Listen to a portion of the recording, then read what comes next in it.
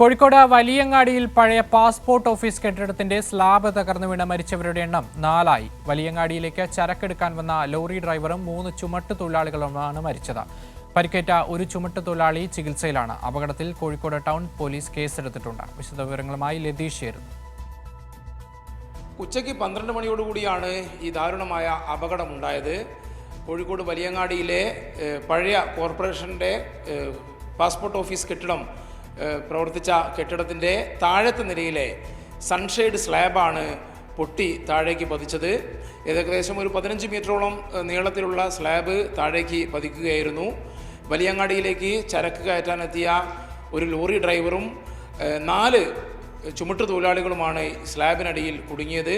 വളരെ വേഗത്തിൽ രക്ഷാപ്രവർത്തനം നടത്താൻ കഴിഞ്ഞെങ്കിലും 4 പേരുടെ ജീവൻ നഷ്ടമാകുന്ന അതിദാരുണമായ സാഹചര്യമാണ് ഉച്ചയോടുകൂടി കോഴിക്കോട് ഉണ്ടായത്. സംഭവിച്ചത് നമ്മളിങ്ങനെ അവിടെ സംസാരിച്ചിരിക്കുമ്പോൾ സീലിംഗ് അടർന്ന് വീകുന്നത് കണ്ട് സീലിംഗ് അടർന്ന് വീകണപ്പോൾ ഞാൻ ഇറങ്ങി ഓടി.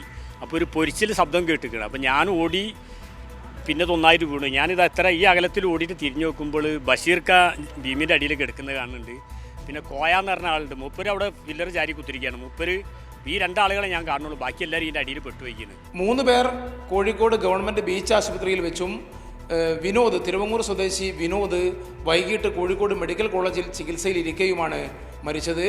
മരിച്ച 3 ആളുകളെന്ന് പറയുന്നത് ലോറി ഡ്രൈവറാണ്. അത്തോളി സ്വദേശി ലോറി ഡ്രൈവർ ബഷീർ, അതേപോലെ തന്നെ ചുമട്ടുതൊഴിലാളിയായ അഷ്റഫ്, ഗാമ എൻ്റർപ്രൈസസ് എന്ന സ്ഥാപനത്തിലെ ജീവനക്കാരനും അവിടുത്തെ ചുമട്ടുതൊഴിലാളിയുമായ ജബ്ബാർ എന്നിവരാണ് ബീച്ച് ആശുപത്രിയിൽ വെച്ച് മരിച്ചത്.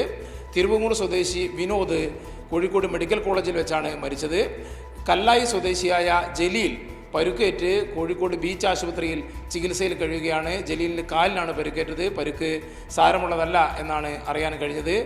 Kozhikode corporation mayor O Sadasivan, deputy mayor S Jayasree അടക്കമുള്ള ജനപ്രതിനിധികളും ഒപ്പം ഉയർന്ന പോലീസ് ഉദ്യോഗസ്ഥരും സ്ഥലത്തെത്തി കാര്യങ്ങൾ വിലയിരുത്തി. പ്രശ്നം എങ്ങനെയാണോ ഇങ്ങനെ ഒരു ദുരന്തം വന്നത് നേരത്തെ പൊളിക്കാൻ തീരുമാനിച്ച് കാലതാമസം ഉണ്ടായിട്ടുണ്ടോ പരിശോധിച്ച് പറയാം. കാലപ്പഴക്കം ചെന്ന കെട്ടിടത്തിന്റെ സ്ലാബാണ് പൊട്ടി വീണത്. കൂടുതൽ തൊഴിലാളികൾ വിശ്രമിക്കുന്ന ഒരു ഇടം കൂടിയാണ് ഇത്. നോമ്പായതിനാൽ ഇന്ന് തൊഴിലാളികൾ കുറവായിരുന്നു. അതുകൊണ്ട് വലിയ അപകടം ഒഴിവാകുന്ന സാഹചര്യം ഉണ്ടായി. എന്തായാലും കോഴിക്കോട് ടൗൺ പോലീസ് ഇത് സംബന്ധിച്ച് കേസെടുത്ത് അന്വേഷണം ആരംഭിച്ചിട്ടുണ്ട്. കോഴിക്കോട് കോർപ്പറേഷൻ്റെ ഉടമസ്ഥയിലുള്ള കെട്ടിടമാണെങ്കിലും 3 നിലയിലുള്ള കെട്ടിടത്തിൽ താഴത്തെ നിലയിൽ മാത്രമാണ് ഗോഡൗണുകൾ പ്രവർത്തിക്കുന്നത്. മറ്റ് 2 നിലയിലും ഒന്നും പ്രവർത്തിക്കുന്നില്ല. അതെല്ലാം കോർപ്പറേഷൻ ഒഴിപ്പിച്ചിരുന്നു. ഒരു വ്യാപാരിയുമായി ഒരു കേസ് നിലനിൽക്കുന്നതിനാൽ അദ്ദേഹത്തിന് അനുകൂലമായ ഒരു വിധി വന്നു എന്നും അതുകൊണ്ട് താഴത്തെ നിലയിലുള്ള കെട്ടിടങ്ങൾക്ക് ലൈസൻസ് പുതുക്കി കൊടുക്കുന്ന സാഹചര്യം ഉണ്ടായി എന്നുമാണ് കോർപ്പറേഷൻ നൽകുന്ന വിശദീകരണം.